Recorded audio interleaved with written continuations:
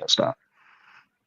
Hello, ladies and gentlemen. We are back for I guess it's not really a special Halloween episode of the Rundown, because realistically, I'm sure that there are people who would be preferred to do other things, which is why I imagine that this one is probably going to be more watched back than it is going to be watched live. But that will not stop us talking about the week 2 that was.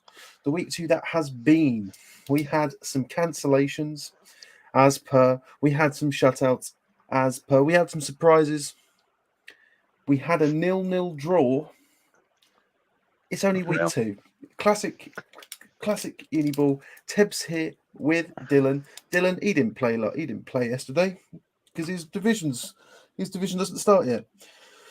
I'm feeling fresh. I'm all good. You're feeling fresh? Well, I'm not. Tell you that right now. I'm not feeling fresh at all. So before we get into sort of delving into people, also we will have some guests on. And also we will have the draw for the Zenith helmet later on in the show as well. We'll bring on Steve to do that. I'm not touching it, just in case. I know that there's some people I know put their names in the hat, and I'm not going to be the one to pick it. So Aaron, we'll get onto this. We will get onto this because I completely agree. So we're going to run down the scores from this week quickly.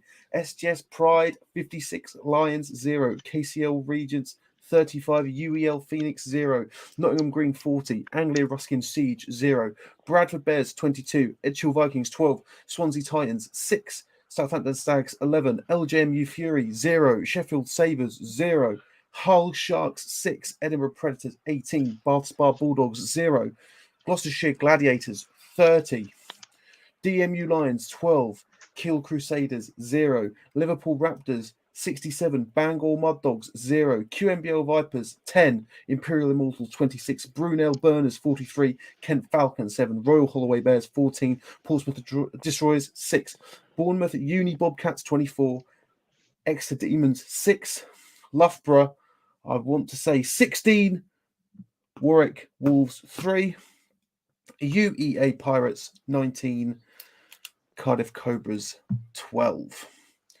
So, the ones that I sort of got circled out from there, let's jump straight into it. Let's jump straight into Aaron Taylor's comment.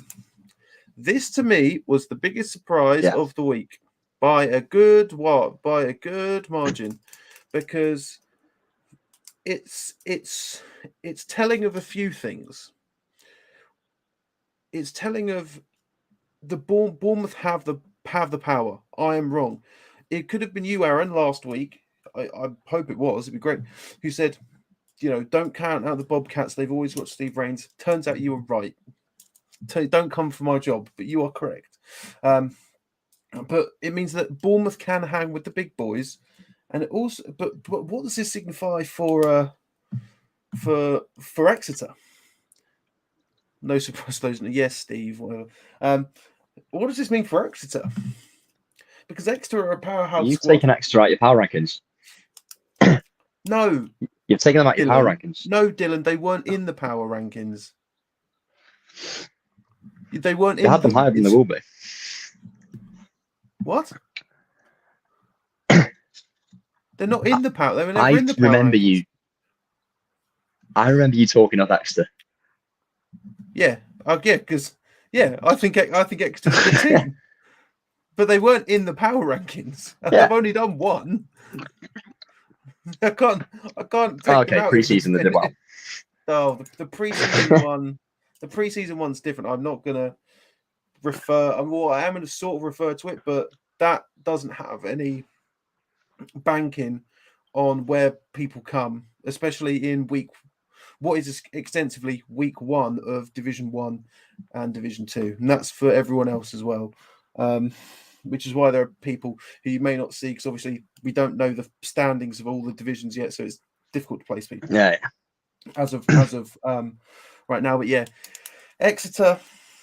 I don't know what this means for Exeter, but it can only mean good things for Bournemouth, and Bournemouth are very quickly. They're the first team to make me shut my mouth. And you know what? To everyone on that team, fair enough. Can't even complain. I like Bournemouth as well. So, but I just didn't see that one coming. Not by a country mile. not by a country mile. Let's I think, see. yeah, Yeah, go on.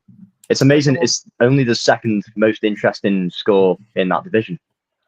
Yeah. I've been trying to work out how the Stags got 11 points for a day and a half now. There's so That many is like safety combinations it could it's be. it is an interesting one, but like the thing is, safeties happen in this league. You know, you at some point, you know, we'll talk about the 0-0 later, but honestly, Dylan, at some point Yeah. we'll see someone score 2 points. 2 points. Yeah. I feel like we've got to have something prepared for that day. We'll have a cake. Which one were you at? Were you at Southampton Swansea as Yeah, well? Oh, Frankie's a madman. He loves it. And maybe Frankie's coming on the show in a little bit. Yeah. So like, obviously, like to be fair, I looked at my predictions. Wasn't terrible. Wasn't. I mean, again, I'm not going to go 100%. If I go 100%, then something's wrong. But obviously, Bournemouth Exeter was one I got very wrong. Let's talk about the biggest one I got wrong. Both on the day of posting, because I posted it after that game had come out, but I didn't change my prediction because I'm a man of honor. SGS 56, Birmingham Lions 0. Well, I mean, there's nothing else to say. It seems like that division's going how most people have seen that division going. Birmingham are going to be that, you know. I'm trying not to call them the gatekeeper, especially considering that they have got Pride this week as well. Can the Lions learn anything from a 56-0 loss? Can you really learn around that sort of? I think no. I think the Southern semi could be more interesting than the Britwell final this year between FGS and UWE. But you don't even have to wait for the semi. What was it? You don't have to wait because on the 9th of December, it's going to be the Pride versus the Bullets. And then they face again in February. And I intend to go to both. Are they going to be playing? Will they probably have 3 games this year then?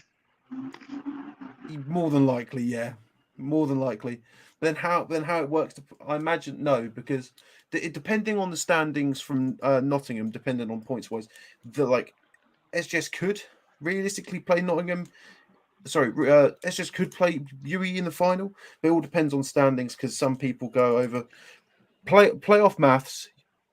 Playoff maths are playoff maths. I'm not going to playoff math myself in October because there's no time. There's no point. I'll be sat here matrixing with numbers passing through my face. Steve is right. ELF. You see that comment? Well, he's correct. Bristol is the mecca of British football. But yeah, obviously the Pride have got the Lions on this week, you know, and it could just be sort of damage prevention here for the Lions, and then they've obviously got sort of their big, they've got their big explosion event happening on the 12th, which I'll be going to. They have got Cardiff. I'm very much looking forward to that. But then it's good that they have Cardiff and they don't have SGS or like last year. I think they had the Bullets. I think. But yeah, that really tells me a lot. But sort of moving on to the other side of the Prem South, UEA Pirates 19, Cardiff 12. This very much it is set up week 3, UEA Cardiff 2 to be a very, very interesting game because that scoreline is very, very close. And if Cardiff lose that, they're relegated. They're going down. It makes like a week 3 final already. Yeah. It's going to feel like going into a final, I think, for those teams. Oh, 100%. I thought Cardiff would end up going, but that's it. It's like a score. You know, you can have. Imagine if it ends in a draw. Wouldn't that be awful? Oh God, I've called it, haven't I? It's going to end in a draw. Well, would it not be worse if Cardiff won by 7? Yeah, to be fair, if Cardiff won by 7, then those two would just be sort of it would basically be those two teams battling it out to see who can concede the least. That would be great fun. That would be entertaining for the season to come. That'd be a horrible situation for both those teams to be in. But UEA have got a chance to stay in the Prem. Cardiff have got a chance to, sort of limit their relegation. So that's what makes that game particularly interesting. And then sort of let's move on down to the sort of the game that we've been alluding to for since this stream started. LJMU Fury 0, Sheffield Sabres 0. Week 2. This is why Uniball's the best sport in the world, because double deuces. Double deuces. Don't get me wrong, it does happen. Like normally it's about once a season. We had one last year. I forget who. I want to say Oxford Brooks, but I don't think that's correct. Yeah, We had about an hour of pub chat on this game last night during the NFL. Between this and the Southampton game, it was just an hour of trying to work out what the hell's happened neither. Because it's a weird score where the defenses maybe played well, but not too well. Thank you, SJ. Yeah. Does anyone know what the weather was like in Liverpool? From what I could gather, because I did have a chat with some people who were there. They told me that it was very much a battle of turnovers and fumbles. There was a lot of There could be a lot of misplaced balls. That is what I heard. But realistically, like, what would that tell you in week 1? Like, obviously that just means like the defenses of both the Sabres and the Fury are good. Strong. It's gonna be interesting because they've both got big games in week 3. It's so strange because it is week 2 for them, but it's week 3 in general, so it's week 3. The Fury have got the Tyrants in the Tyrants' first game, and I'd say more excitingly, it's the first Sheffield derby, which means it's Hallam against the Sabres. And last year there was a whole thing with a flag. Yeah, there was a whole thing with a flag. So it's going to be interesting to see if the Sabres can sort of limit that, especially because this is Hallam's first game as well. And I've got Hallam rated very highly. I do like Hallam a lot. I've got them very much going fine playoffs and sort of battling it out for that Prem North spot with the likes of Loughborough and Nottingham Trent. But they could also, like, in terms of first week nerves, the offenses. If you're looking at fumble, I am guessing from what you said, there's going to be a ton of handoffs all through practice this week between both teams involved, sort of just trying to get the ball moving. You never know if Manchester and Hallam end up having a similar sort of like panicky game, offense-wise, especially if you know defense is going to be strong. I don't know how you'd approach it really, unless they've gone down. See, this is why I like having a quarterback on the show, because these are things that I just don't think about. Obviously, like I'm a left tackle, Tabs. Sorry. You're a left tackle for a team we won't talk about. For a team that no one knows who I play for, especially when I can't spell the name of the team I play for properly. Weird that, isn't it? But yeah, but when you look at Div 2, a lot of shutouts, very much like the first week of the Prem. Obviously, Liverpool, Bangor, Mud Dogs. I apologise for spelling your name without 2 Ds in Mud Dog that are capitalised. My apologies. I didn't know that was the thing. Then you've obviously got the Green versus the Siege. Siege, who have just moved over. KCL 35, UCL 0. Bath Spa 0, Gloucestershire 30. And that is where we will leave that particular team. We won't. I mean, you can talk about them. I can't. Yeah, Don't. It's a strong start, I think. Yes, they're right. You have to be political for me.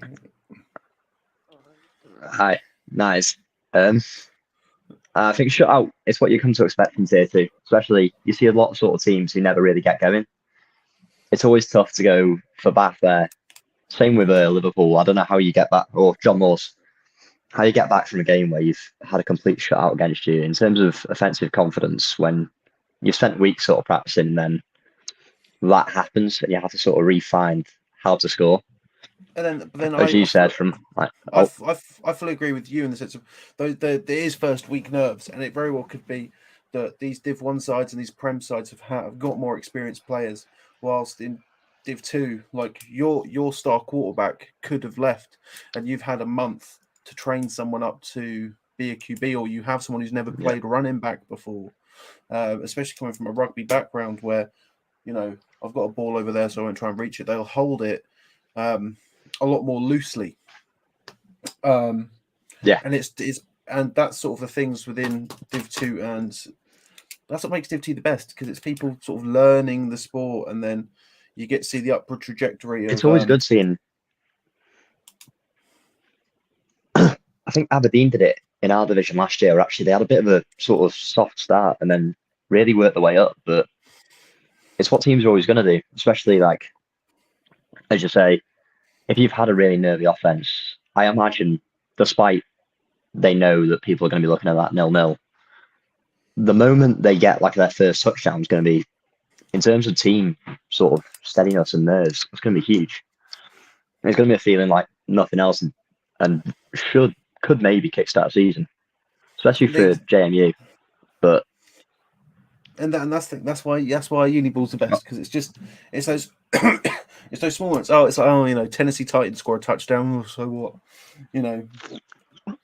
Yeah. Every 0-0 games you see in the NFL, none. That's why Uniball is the best one. We're going to be joined very briefly by people. I'll let them introduce themselves, but have got some special guests on. I'm a bit disappointed. Neither me nor Dylan dressed up. I was this close to dressing up, but you don't want to see my Guy Fieri costume. You don't want to see it. I've got cape here if needed. It's more so if there's anyone from the team I play for, they know that they're about to see me in a Guy Fieri costume. So just act surprised when you see it. So yeah, and then once, but yeah, it's been a very, very good week 2. We're gonna obviously go on to week 3 later on, where I will do my picks. Honestly, like look at the amount of games. I didn't realize there were this many games on. There's so many. It's a full page slate of games with some cheeky ones, with some good derbies. There's derbies, people making their 2022-23 debut. You've got, obviously you have. Yeah. Just like that Tirana noise. Make their debut next week as well. Do they? Do they now? Apparently so. I've just had a little scroll down. It's just I look forward to whoever Aberystwyth Taranai plays, and I hope it's a good game. So, with that, we're going to move on to people. We have some special guests, and I'll let them introduce themselves. First off, we're going to start with Frankie. He's been in the comments because he knows. Frankie knows. How are we doing, Terbs? Oh, living the dream on this spooky Halloween night. Mate, I'm having awful mic issues. Let me rejoin. Perfectly fine. Let him rejoin. Frankie is gone. Frankie is gone. So we're going to bring in AJ.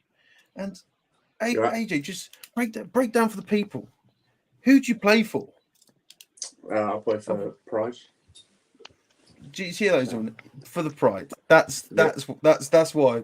So as we wait for Frankie, how does it feel to be back playing Uniball? That's really fun. I think we ended on a really good high last year, getting promoted. I think a lot of people thought we shouldn't have been in Div 1, but we had to prove ourselves, and that was fun. And then we got a lot of new rookies this year that are really exciting. So we've had a good. So I imagine that the sort of the rookies that SGS gets are completely different gravy to the rookies that everyone else gets. So basically, it's going to be interesting to see sort of how how that turns around. I sort of waiting for Frankie to ask this question, but Prem South,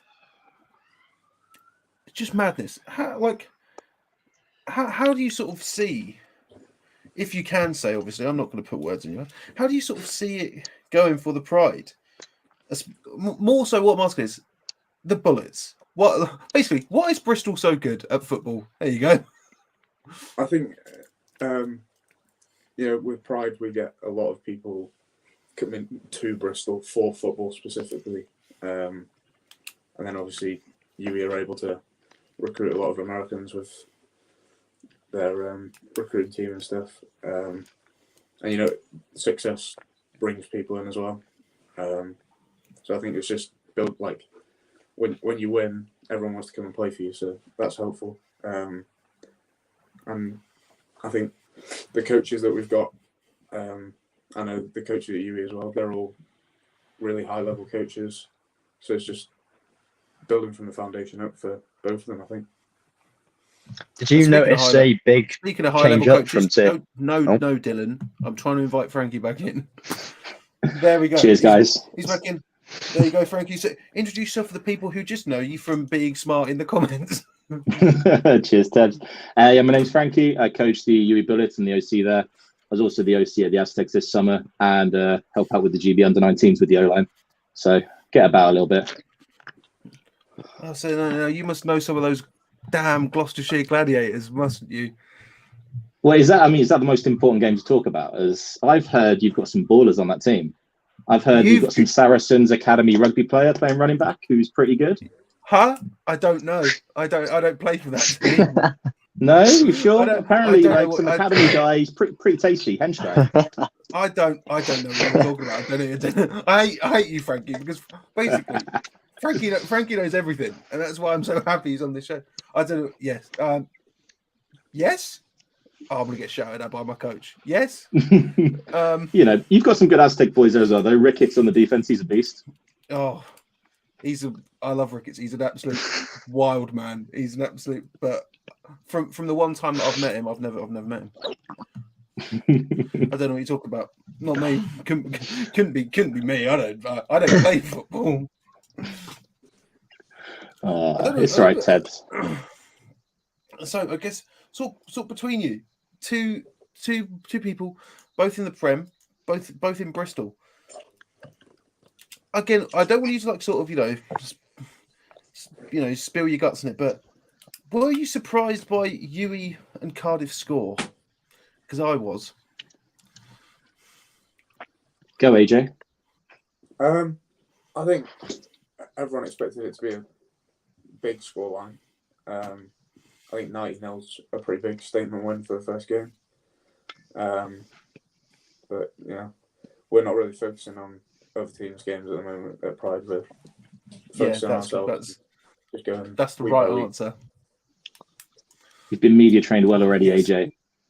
And I've got to say, AJ is one of my favourite young British players in the game at the moment. He had 45 catches for the Aztecs this summer. Kid's a baller. So Herod's got him well media trained from the Pride right now, though. But yeah, it was a good game. It was it shouldn't have been as one-sided as it was. Cardiff do have some good talent there. If they could sort out their punting game, it would have made a huge difference because they just gave us such short fields. Average field length was about 40 yards. Right. So they just lacked the snapper and the punter to really help them out a little bit. It was a good first day for the boys.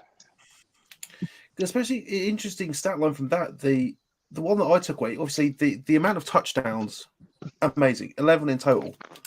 Average yards per carry, 20.8. I can't comprehend that. This is the thing with the Pride and the Bullets. They put these score lines down with stats that are unfathomable. So sort of, I guess it's frankly sort of how do you go about doing that? Is it just sort of, obviously you've got a game plan, but then do you just see how well you're doing and just let the boys play? Pretty much. I mean, we went there with a game plan, but it gets to a point where you're just trying to try different things because you're trying to prepare for, no disrespect to Cardiff and, the teams at the bottom there, but you're trying to get ready for SGS. They're going to be one hell of a game. They've got a great coaching staff there. Herod's one of the best in the country. Fitzpatrick's a great O-line coach, great OC. Guys like Ash Hopkinson there. He was at UE before. He was at Sterling. He was at Pride as a kid. He's a great defensive coach. They're going to be really, really good. So you go into it with a plan. You go into it knowing what to expect the defense to do and everything like that. But then it's actually just, right, what do we need to work on to get ready for when we go up against Leeds, Nottingham, Durham, SGS? That's more the focus at this point.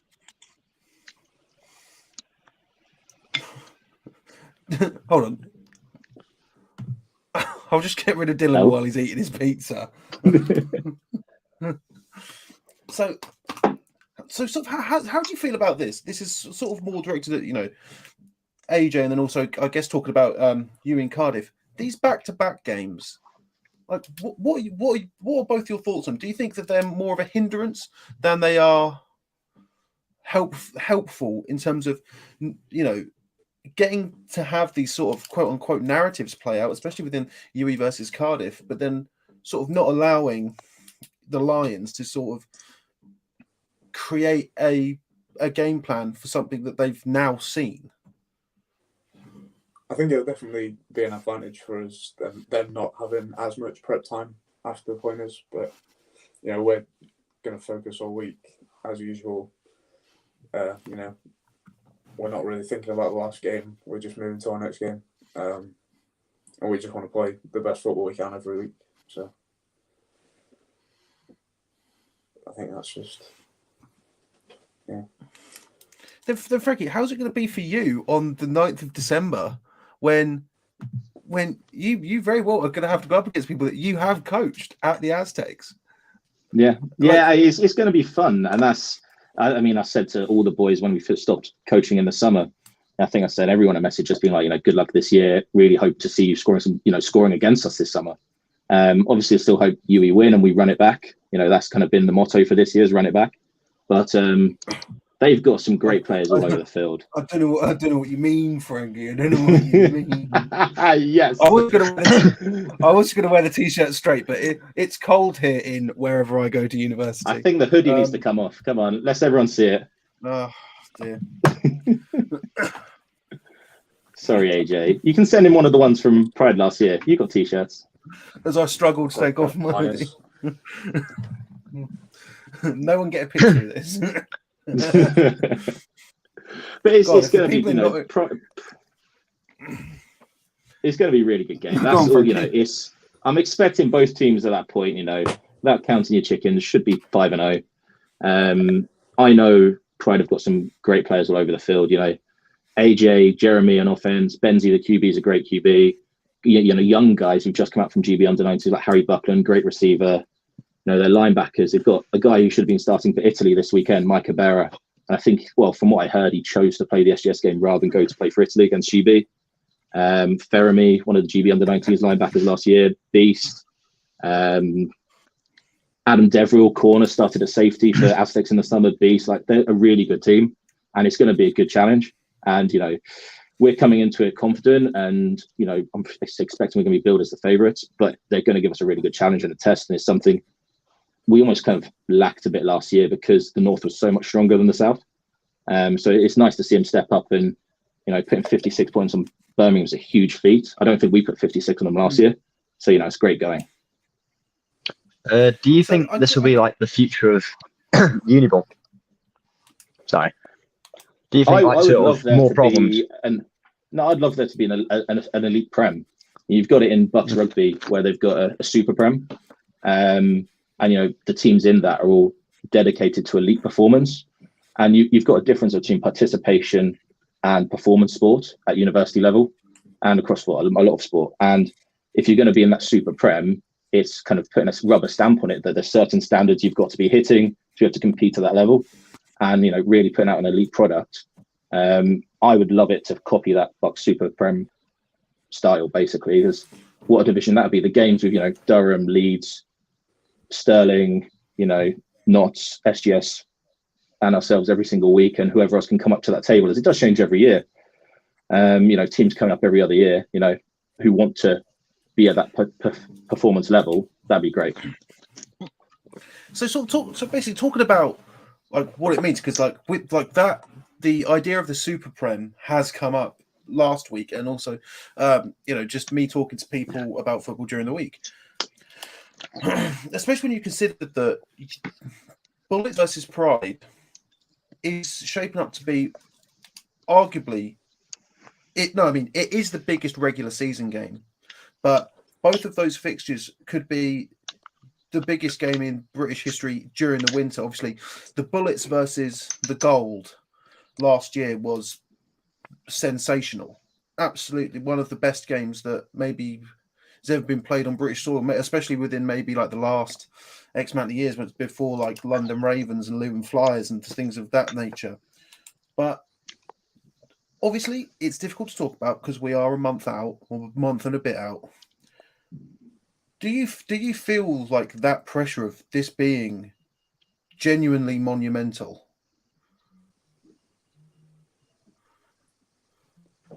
AJ, do you want to take it? I think, again, because it's our first year in the Prem, we are sort of, as much as, we're excited for that game. I know I am, personally.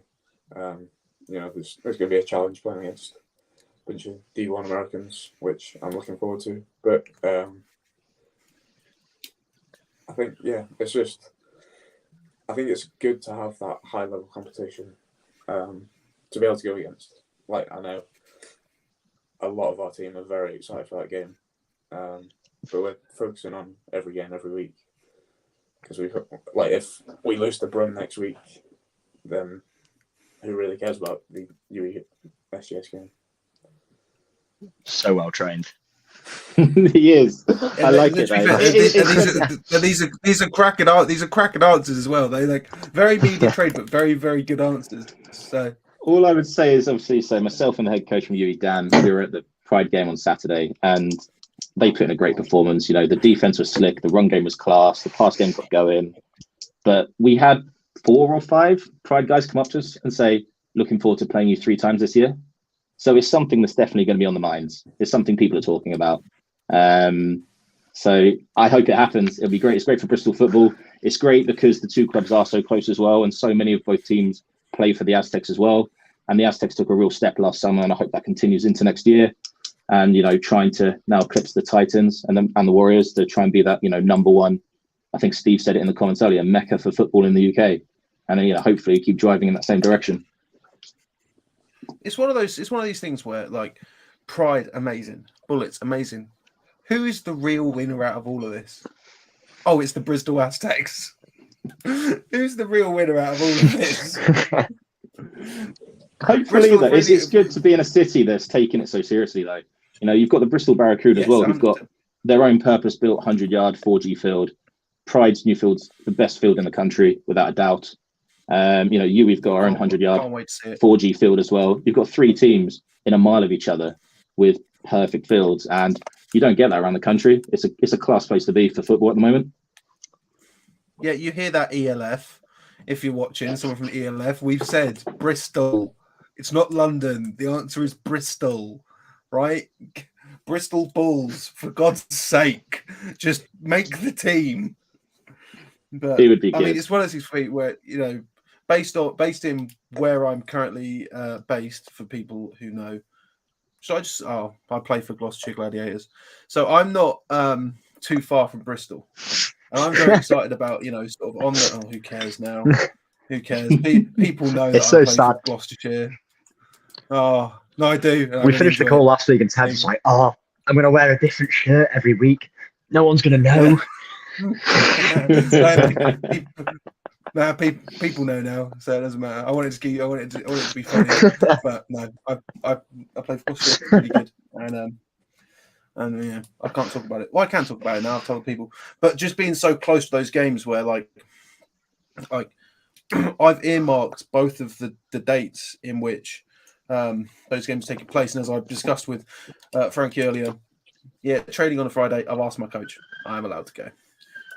So I will be coming on. Nice. I will be coming on the night that I'm. Honestly, I don't know what to expect. Are you going to be wearing the T-shirt though?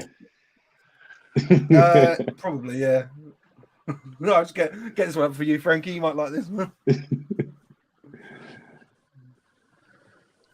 Dan's dishing out the scholarships. There you go, Tubbs. See you at uni next year.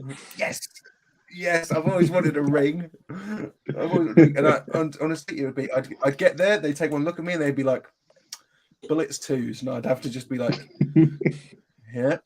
Hey, well, you put the Bullets twos in your rankings in preseason. I told you not to, but it's a dev team, so we're trying hard. No, but the thing is, like the Bullets twos last year, like the Bullets twos aren't a bad team. They're like no, it's not one of at those all. things where like both of the development squads, I guess.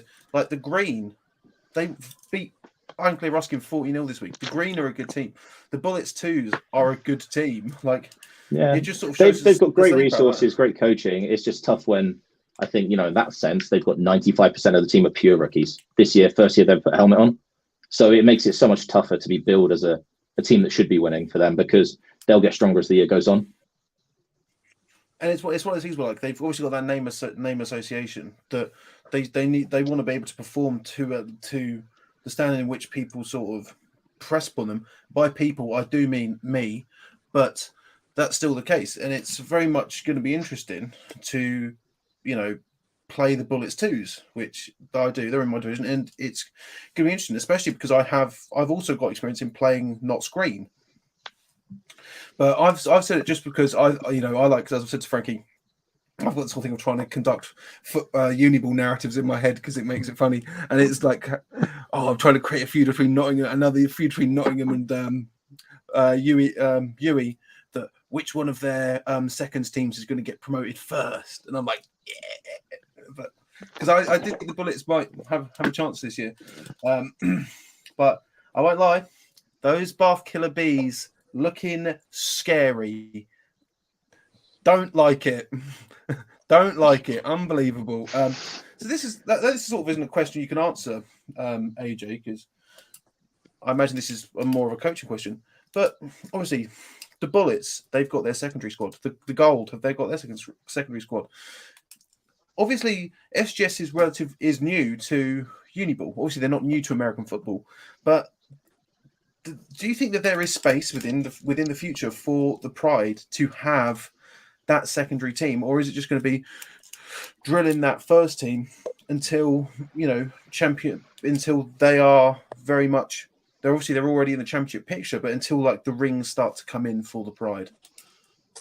I mean, we've got an under-19 team, obviously, but then I think books-wise, we could probably just about split it if we wanted to, but I think we're all coming to Pride to compete at the highest level, and train 4 times a week with each other. Where we don't really have any weak links, I don't think, because everyone pushes each other to get better. So I don't see the need for us to have a second team, because in theory, when we're putting our 4th strings on, they should be just as good as our starters. So. Yeah, and I think I saw, I think Ben may have said in the summer he was expecting to have something like 140 people this year across all the teams, and they go from kind of 16 up to degree level. So they've got that under-19s team. They're playing against France, I believe, later this year. Is that right, AJ? Yeah, they've got a few or French Pole games. Yeah, they got Pole, French Bordeaux as well. I think a lot of them are after Christmas, but yeah. That's impressive in itself that there's 140 kids in Bristol just at one place playing football all year round. And from that, the head coach Ben Herod posted on a Sportac post earlier this week as someone was slating the score against Birmingham, and I think he said there's only 300 kids on degree courses at all of SGS. So to be able to have only 300 people at the college on a degree course and be able to put out a team that's beating teams 50-0, that's really good going. And it's not like UE of 34,000 students at the school and Gloucestershire are similar and things like that. They're it's heavily recruited, but they're a very small selection. So to try and get that second team there is probably not needed when you've got such a good under-19s team and youth set up all the way through. And that's why just SGS is such a marvel in terms of Uniball, but for having that sort of progression.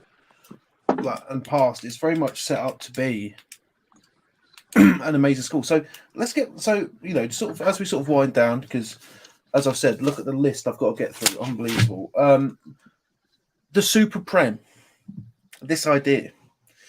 So if I put this to put this to everyone, even you, Dylan, how many teams would you see in the Super Prem, and who from the current crop of the top Prem tickles your fancy for being in the Super Prem? I brought it up first, so someone else start it off. I mean, I'll do it if no one else is going to answer. I think 5. Well, go on, Dylan. I think 5? Leeds. Yeah. Leeds, UE, SGS, Nottingham, and then I think Birmingham are competing in there with Durham. Or I will preface 8 games a year. Hold on, Dylan. I will preface, when you say Leeds Beckett. Leeds Beckett, yeah. Sorry. There you go. Because otherwise we'll had a go at. I know many people who told me. Yeah, I know a lot of lads who went to uni in Leeds Beckett and told everyone they went to Leeds. But yeah, no, it's Leeds Beckett,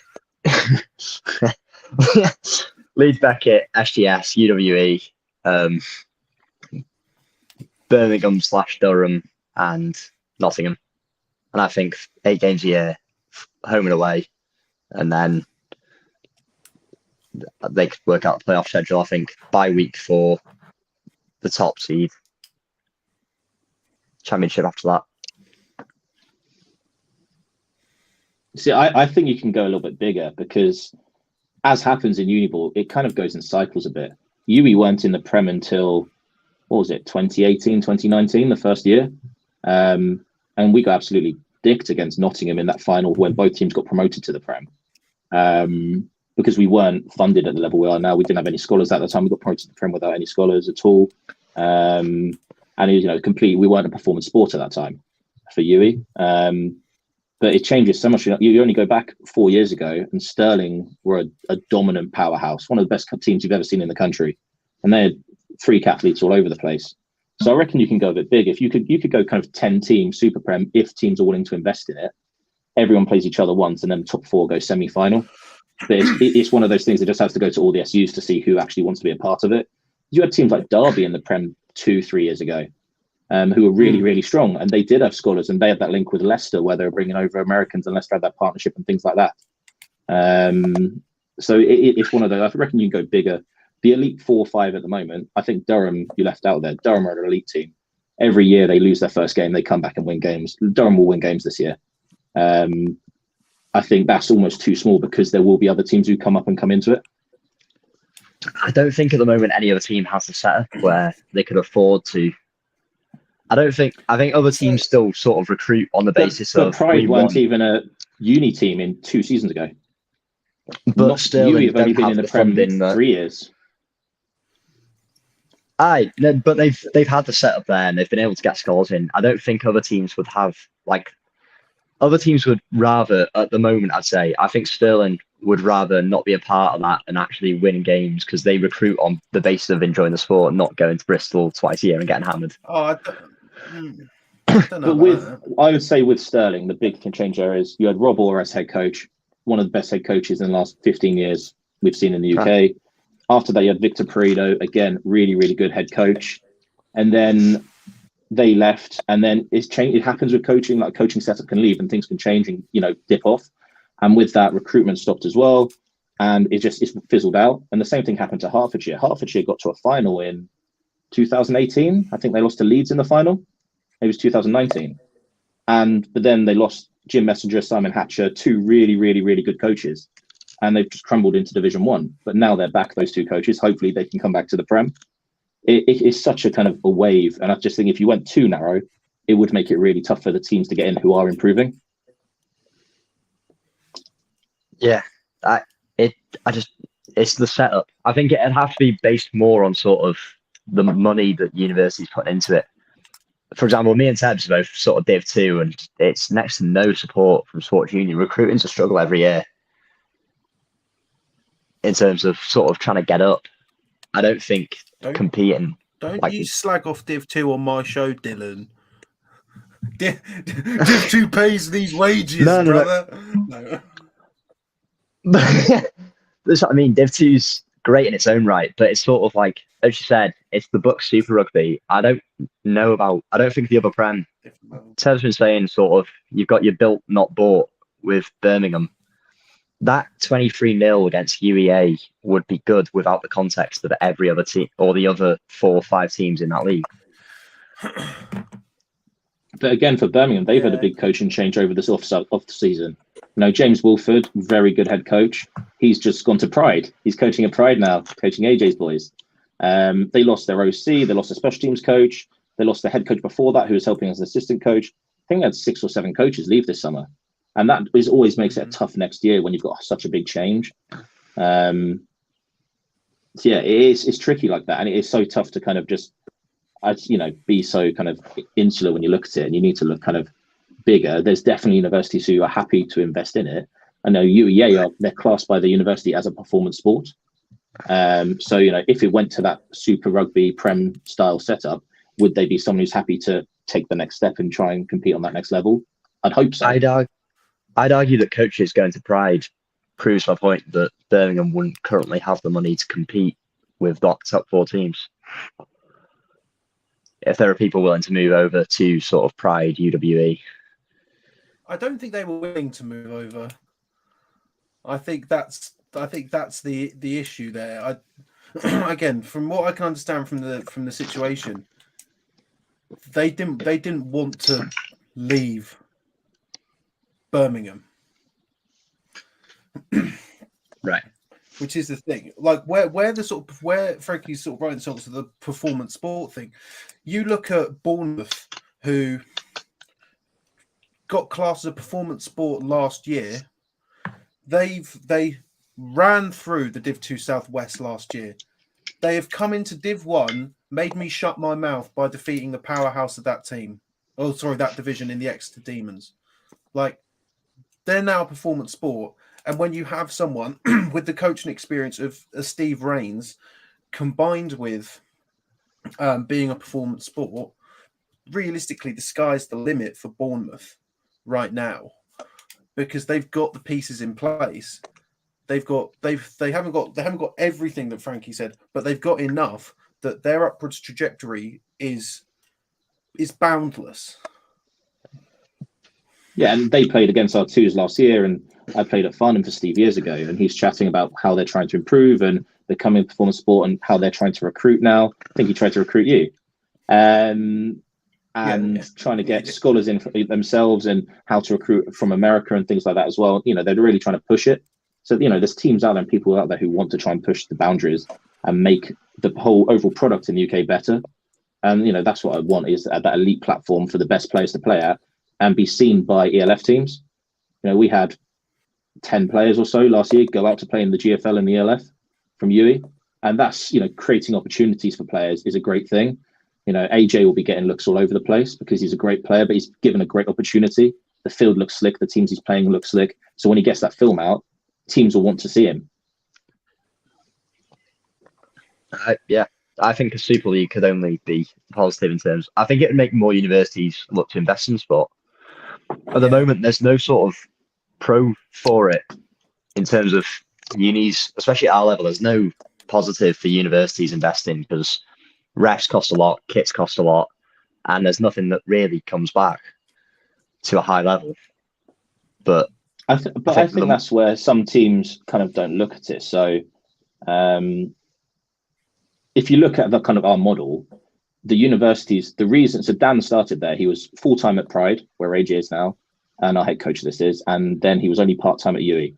And he came over and recruited in 15 players that first year, a couple of Americans and like a load of British undergrad and masters people. And then the head of sport at UE went, well, this guy's here doing 8 hours a week. He's recruiting 15 people. He's given 10 of them a 30% scholarship. but still that's bums on seats for university spaces that weren't being filled. He's made the uni 100 grand. So as a business model for the uni, at being part-time, he made the uni 100 grand profit that year. So the head of sport then went to the SU and the powers that be. What if we can make someone full-time and they could recruit in 35 people? Well, then we're going to make 300 grand a year. And that's how it is. Universities are a business. And you say it brings nothing back. But actually, every single university has people in place already their job is to recruit from the Americas, recruit from the Asias, recruit from Africa, all over the world, because every university has a goal to increase diversity. So that's what they're trying to do. So if they can make their university so multicultural, it's a great thing. And that's what they're trying to do. On the top of that, all the studies and links that there are between playing sport and helping mental health is a great part of the business case. And then when you can financially back it up being, well, we're giving people 30% scholarships, but they're still paying to do a master's degree, they're paying to be in accommodation. So actually as a business, the university is making money by having someone in that role as a recruiter. The uni's making 300 grand a year by doing it. So it's worth it to the uni, plus the mental health reasons, plus the multicultural diversity reasons. It's a win-win-win. You just need to speak to the right person at the right time and kind of have that business facet to go with. Would SGS have managed that in Div 2 last year? Quite to the same extent. I mean, AJ can kind of take that, but from my understanding, it's a bit different for them because they don't have master's degrees available to people. So we recruit a lot of British postgrad students and then Americans who want to do postgrads as well. At SGS, the great model with SGS is the amount of people they send to America every year, and they get them in at college age. They stay there for 3-4 years and try and get them to JUCOs. I think they've got 3 or 4 guys at Laney College at the moment near San Francisco who are on Last Chance U. So the model's completely different, where people are going there to train like a high school environment to go to the next level. So the whole recruit model is very different there. AJ, I'm kind of right on that, aren't I? Yeah, I think I think in the next coming couple of years we're going to have some masters available. I know like degrees 3 years ago didn't really exist there. I know as a college and university now they're making a big push towards increasing the amount of degrees we do and things like that. So I think we'll be able to offer more degrees, because I know there's some people that haven't come to Pride that have gone to other unis because we don't have their degrees, even though they want to play footballs 4 times a week. So I know as a college and a uni we're really push it, like especially we have all the other academies that we have as well, all different sports. There's a big push towards increasing the outreach of the university as well. That's as much a problem with the British university system of sports, really. In that, I think Bucks Prem is the only example, the rugby Prem is the only example of sort of where you can actually go on and look at a mix of pro sport and still have a study in life. Whereas any other sport in the UK, like football, for example, if you're going to uni, chances are you're not going to make it into the pro sport. But I think if Britain moves towards that, it can only be a positive for American football here, especially. And sort of that's sort of the end of the conversation. I've got nothing more. All my questions have been answered, and I've left AJ. I've got a question to AJ. What's your score prediction for December the 9th? December the 9th.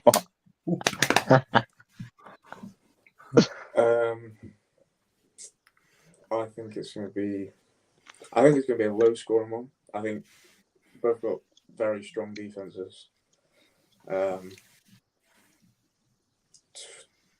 21-14 prize. I like it. 3 touchdowns for you?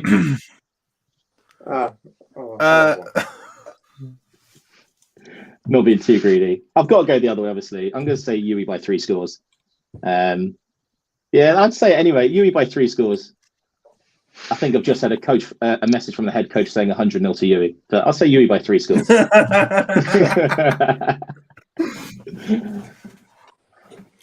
But yeah, I mean, I've enjoyed having you on. It all depends. Like you two can depart, or you can stick around for me and Dylan trying to get through this. Or what's probably going to happen is we're going to go off now and we're going to bring in the man, the myth, the legend, Steve Price, if he's still about, because we've got a draw. This Zenith helmet, you've seen it. You want it. The raffle's going. And I'm going to bring him Before I go, you asked about the Swansea Southampton score. So I'll just let you know what happened. So first play of the game, Southampton kicked off. The Swansea kick returner tried to catch it, fumbled it, tried to pick it up. I think he basically kicked it into his own end zone, then recovered it, got tackled in the end zone, safety. First play of the game. So then Swansea have kicked it back. Southampton have ran it down the field, scored, gone 8-0 up. They've tried to kick the field goal, bodged holder, dropped the ball. So 8-0. Then next drive, Swansea went 3 and out, punted it. Southampton drove back down the field, got the field goal, 11-0. Next drive, Swansea go 3 and out, punt the ball. Southampton get the ball back, go 3 and out. Long snapper from about the 25 puts it over the punter's head, back into the end zone. Swansea recover it, touchdown, 11-6, and then that was the game. Of course it was. Of course it was. That's why this sport is the best sport. And that's why Uniball's the best place to do it as well. Long snappers ruining offenses forever, hey? Oh. since 1897 they've been ruining this bloody game, haven't they? But yeah, if you two want to go, if you want to stick for the helmet, that is fine. But with that, I'll love and leave you. But AJ, good luck next weekend. Cheers, Tebs. Cheers, Dylan. Cool. Cheers. Thank you very much, Frankie. Salah. I'm sure we'll get Frankie back on. So, with that, it's just us, or is it just us? No, because it's the big man himself, Steve Frost. How are you doing? I'm good, mate. Yeah. How are you? Good to see you. How are you doing? Do you like my shirt? Yeah, I don't. Oh, why would I like it in particular? Oh, because you love a bit of Bristol, don't you? I love the Bristol Academy, and yeah, Bristol area. You know, I so AJ and Frankie are both part of the Aztecs, who I play for. I don't really play much, but I'm certainly around, and I've seen AJ play and train. AJ is, as Frankie said, he's fucking the real deal.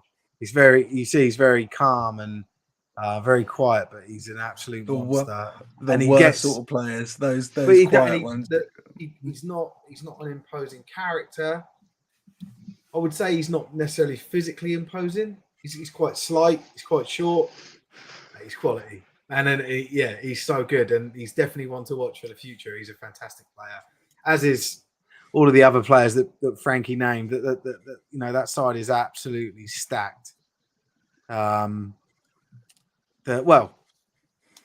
Both sides, you know, the Pride and the Bullets. But one thing that, you know, you guys were talking about when you talked about the Mecca, one thing you didn't mention that I think is also worth calling out is the fact that you've got the Bristol second team who just won a championship to get promoted. So the Bristol Apache, and also the UE Bullets 2s are also, you know, a very good team as well. So it's we spoke about the 2s, Steve. Every time, every team in that area, and you know, this extends to the Barracuda, but they've got a draw. You know, like, the more successful you are, the bigger your draw is, and the bigger your catchment area becomes. People are more willing to travel to come to you, and you know, in that area, there's like, you've got the Cardiff team, you know, well, the South Wales / Cardiff teams, Nottingham. You know, I travel from Bracknell, which is Reading, just outside Reading. People come up from Plymouth. You know, like there's a lot of people from around many different leagues that are very talented playing in that organisation. But I think you've missed the point in talking about all of that, because the academy's set up to develop kids, and there's the under 16s, under 19s players that go, you know, that go to the Pride to forge a career, right? And try and make it to the next level. That's what the Pride for me and the academy is all about. I was there. Like, if you took me and one other player out of the squad at the Aztecs, the average age was around 20 years old. I brought the average up, so did another.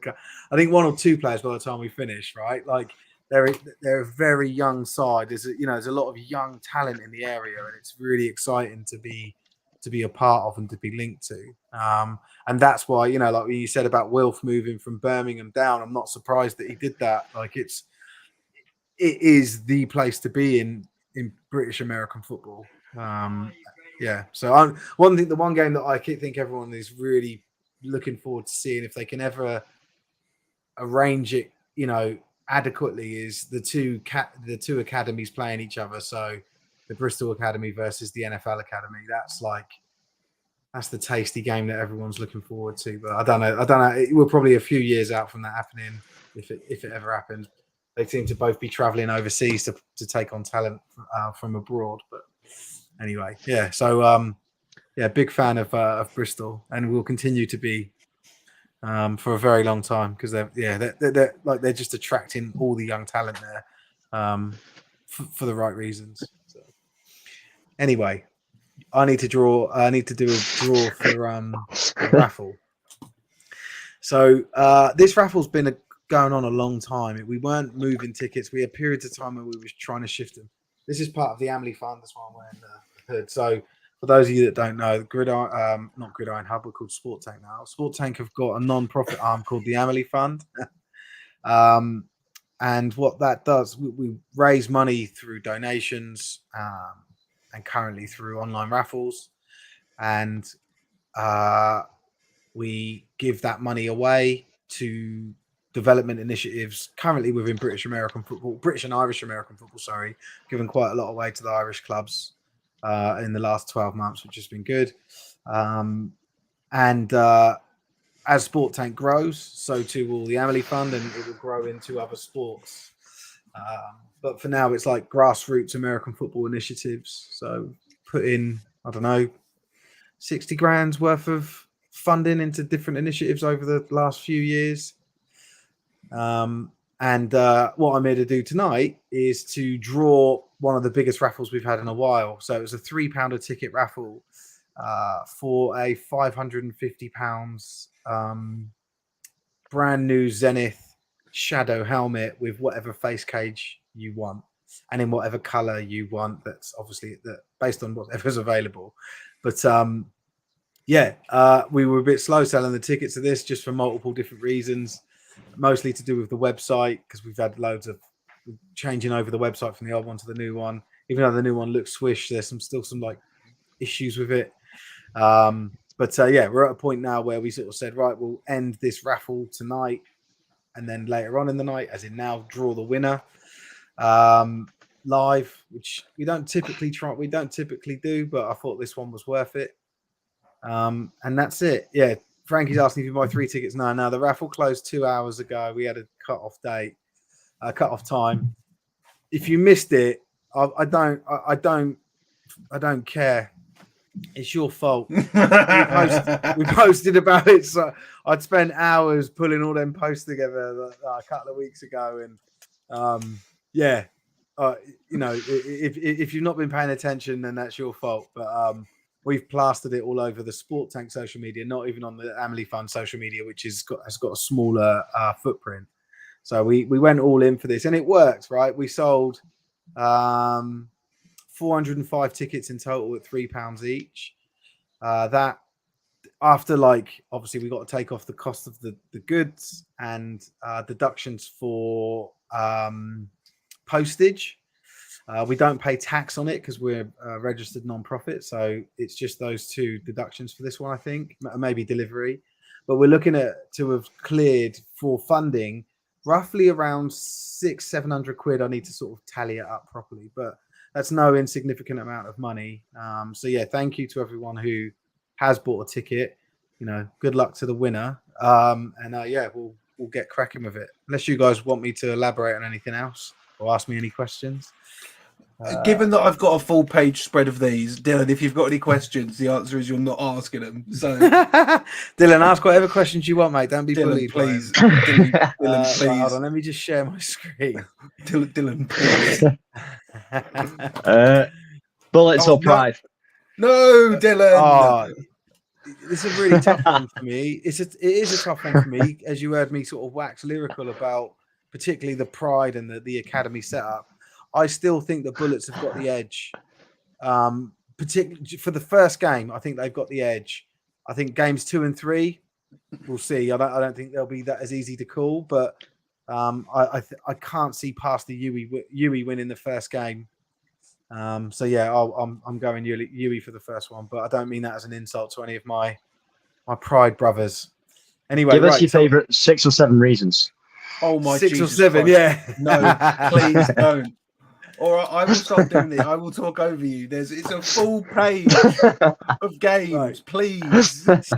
So let me just show you what I'm showing you, what I'm doing on screen here. So here are the names and the number of tickets that each person has bought, and their allocated ticket number in the first column, in the A column. So Emma Butler was the last person to purchase a ticket or to place an order. She bought 1 ticket. And then I'm just going to sort of scroll down semi-slowly just so people can potentially see their names or not. But and it's also just to show that I've actually populated this stuff, and there are real names in there. Yeah, you can see there are some people bought 10 tickets. A lot of people were buying 3 tickets. This person, I assume it's a woman, Kira, bought 16. So you can see there's a lot of people putting in a lot of money into this, but there can only be one winner. So there we go down to Philip McCall, who was the first ticket buyer. I think it was about a year ago, maybe 10 months or something. So what I'm now going to do is go to a random number generator. So the way that this works, you can see at the moment, you've got the minimum number of 1 and the maximum number of 10. And when I click this button, it will randomly generate a number here. So what I'm going to do now is change the maximum to, was it 405? Let me just double check. Yeah, 405. And whatever number appears here now, the corresponding name will be the winner. Is everyone cool with that? Is that clear? Tebs? So clear. I'm so happy. I am too. Right, so let's see. Number 154. I think so. I was looking at Cade Makin because he said to me, "Oh, when's this going to be drawn?" I think that might be his number, or he might be 153. Let me see. Cade Makin is a GB D lineman and also Manchester Titans. Oh no, Cade was 153. Sorry, Cade. But it is Dion Carl Duke is the winner, 154. So congratulations, Dion. I've got your details. I'll get in contact. Thank you again for everyone that's played. We will be doing more raffles. We've got some more that are live at the moment, but we're going to make a decision as to whether we promote those or just change the items for different things. But if you want to get involved in the Amley Fund in any way, then please get in touch. We're more than happy to have people on our side helping us raise money for these good causes. The end. Right. Back to your regularly scheduled broadcast. Week 3, Uniball. I can't believe it's taken this long, but we're going to do it here right now. Greenwich Mariners versus KCL. Yeah. UCL versus Canterbury, City Wolfpack versus the Kingston Cougars, OBU Panthers versus the Chichester Spitfires, Winchester Silverbacks versus the Reading Knights, Plymouth Blitz versus Bath Killer Bees, Gloucestershire versus Aberystwyth, Cambridge versus Derby, Lincoln versus ARU, DMU versus the Notts Green, Leicester Lancaster Bombers versus Liverpool, UClan versus York St John, Edge Hill versus Huddersfield, Bangor versus York, Heriot Watt versus UWS, Aberdeen versus Edinburgh Napier, Essex Blades, this is now a different one, Essex Blades versus QMBL, Imperial versus Brunel, Oxford versus Sussex, Hertfordshire versus Royal Holloway, Bristol versus Swansea, Southampton versus Exeter, Staffordshire versus Loughborough, Coventry versus Warwick, Manchester versus LJMU, Sheffield versus Sheffield Hallam, Edinburgh versus Leeds, Northumbria versus Hull, Stirling versus Nottingham, UEA versus Cardiff, Lions versus Pride, Newcastle versus Leeds Beckett. That's all of them, right? So, just because we're running low on time, and realistically, ladies and gentlemen, everyone who's still watching, thank you for still watching, but I know Dylan has to go to a Halloween party. Is that correct?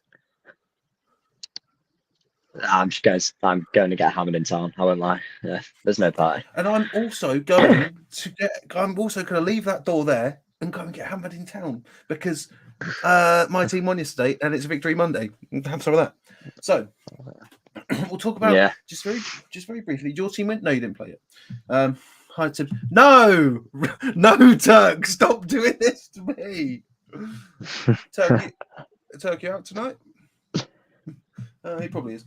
So big games. Obviously, UEA versus Cardiff is probably the biggest game of the weekend. Okay, cool. I'll see you in about half an hour then. UE versus Cardiff is the game for the weekend. Obviously, you've got the Lions versus the Pride. Sterling versus Nottingham. I think Sterling's issues are going to be too much for Nottingham to handle. Newcastle versus Leeds Beckett. Leeds Beckett are really good. Newcastle have just joined. I think when Newcastle face Sterling, that will sort of be the big test. But I think Newcastle put points on the board. UE versus Cardiff is the big one. We'll get back to that. Obviously, we've got the derby, Hallam versus Sabres. And you know what? We'll do it again. Imagine what.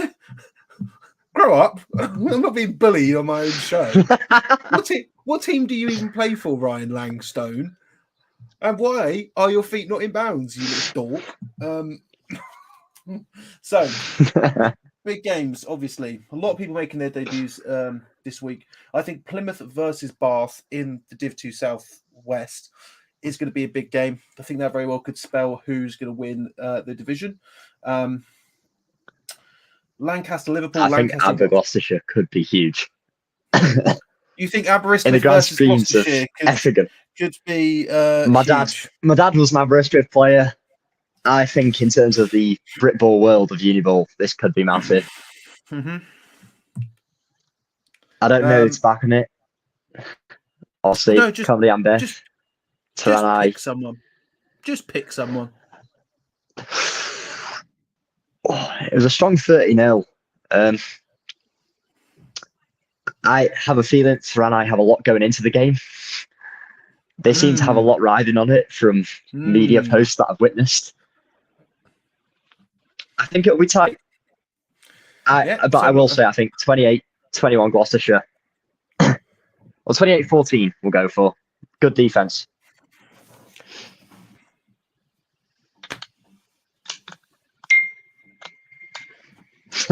that all sad on the fair play, yeah. And then I think Plymouth beat Bath.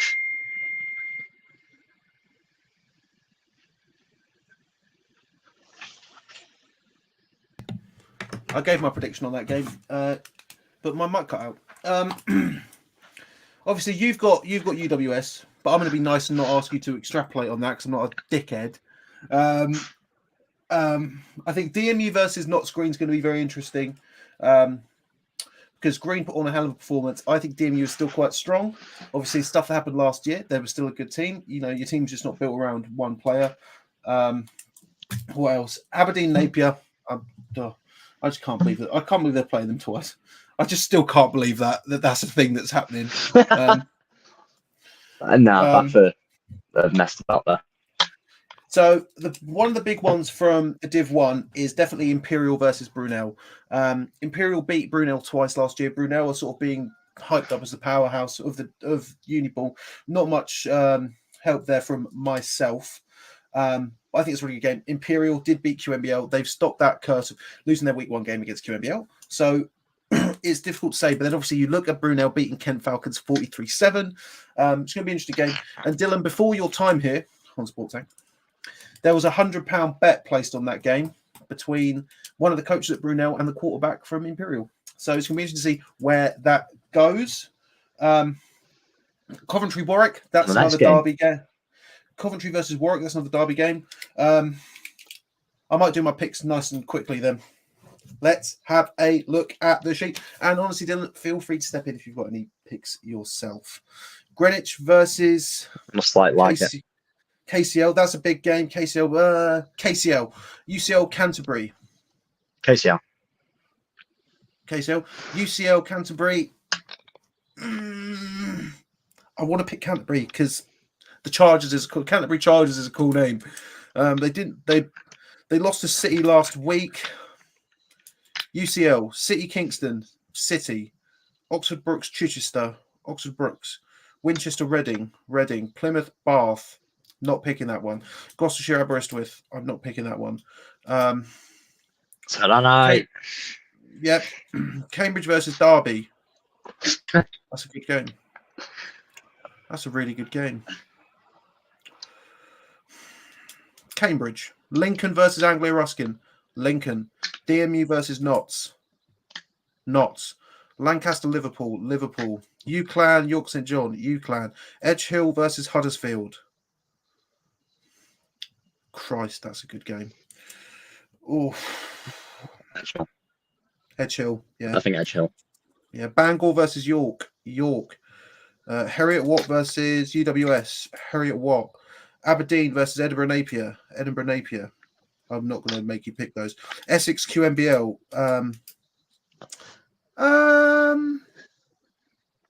Essex. That's my, if you honestly, people, if you hear me go, pick that. That's my. I'm not entirely sure about this one. Pick of the week. Imperial versus Brunel. I want to put that as my game of the week. Brunel. Yeah, I think it's Brunel. I want to put that as my game of the week, but I think UEA versus Cardiff. Imperial versus Brunel is Chris Temmett's game of the week. What's your game of the week? You can pick your own if you want to be boring. Nah, I will back Cardiff UEA. I think that's why you're a good guy, because you picked the other one, so that's perfect for us. Hertfordshire Royal Holloway, Hertfordshire, Bristol Swansea, Bristol, Southampton Exeter. No, Southampton. No, Exeter. Exeter are a good team, for God's sake. They are. I promise Exeter are a good team. Staffordshire Loughborough, Coventry Warwick.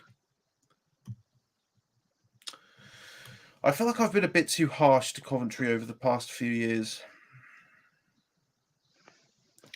Coventry. You're trying to say Warwick. I do like Warwick as well. I like Warwick and Coventry. Coventry. No. Yes, Coventry. Manchester JMU. LJMU. Manchester. Sheffield for Sheffield Hallam. Edinburgh Leeds. Northumbria Hull. Northumbria. UEA versus Cardiff. Cardiff. Yeah. I think Cardiff take it at home. I think it's too tight. UEA played the week before as well, right? Yeah, against Cardiff. Cardiff's debut, I think they take it at home. It's not Cardiff's debut. No, UEA. Oh crap! No. Oh yeah, no, they got hounded. I still think Cardiff. Yeah, as I said last time, I think that confidence. Yeah. I think there's a lot on the line for Cardiff as well. I think they're going to pull it out. Newcastle Leeds Beckett, but it will be closer than people think. Lions versus Pride. Just get some points on the boards, please. Birmingham, I beg of you. Pride, Stirling versus Nottingham.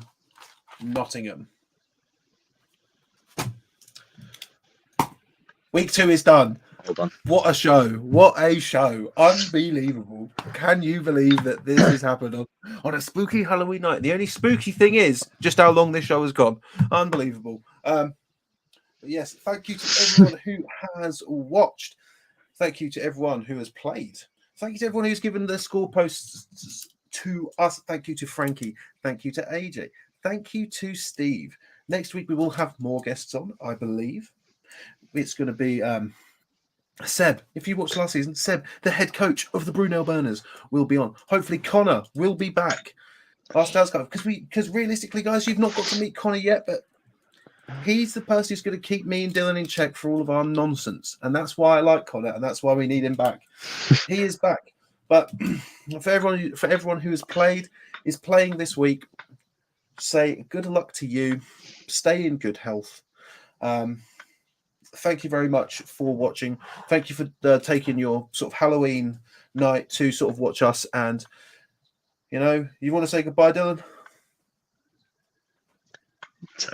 It's been lovely. See you next week. I'm waiting for him one day to say goodbye, Dylan, whenever I tell him to say that. But yeah, everyone, good luck. Stay healthy. Thank you very much for watching this show. Happy Halloween to you all. Thank you very much. And you will join us the same time, the same place next week. Thank you very much. Trick or treat. give me some good food to eat. Yep. Goodbye, Turk. Wow. What a terrible recurring guest segment this is. I'll see you in about half an hour, Turk. Goodbye. Bye, everyone.